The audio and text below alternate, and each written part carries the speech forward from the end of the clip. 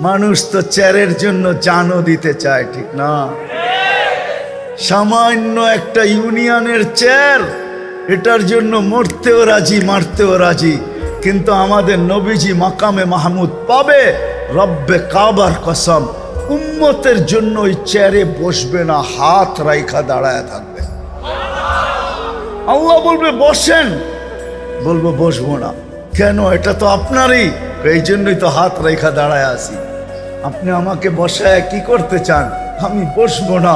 আমি তো উম্মতের জন্য বসলে উম্মতের জন্য ছুটবে কে? হাউজে কাউসারে যে কে পানি পান করাবে?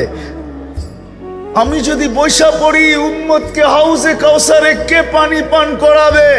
আমি যদি বৈশা পড়ি, তাইলে মিজানের পাল্লায় যে কে মনিটরিং করবে? কে দেখবে যে পাল্লা সামনে ঝুঁকতেছে না পিছে ঝুঁকতেছে? যদি সামনে না ঝোঁকে, তো আপনি আমার সাথে ওয়াদা করছেন, সৌফা ইউতিকা রাব্বুকা ফাতারদা। আপনি বলছেন আমাকে রাজি করে ছাড়বেন।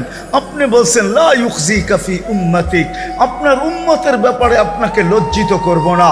আপনি বলছেন সাফি তুসাফা, আমি সুপারিশ করলে নাকি দিবেন। সালতোতা, আমি চাইলে নাকি আপনি দিবেন।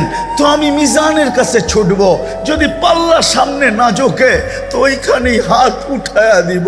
পাল্লা ঝুঁকায়া দেন না, আমি বসলে কে যা ওইখানে হাত উঠাবে?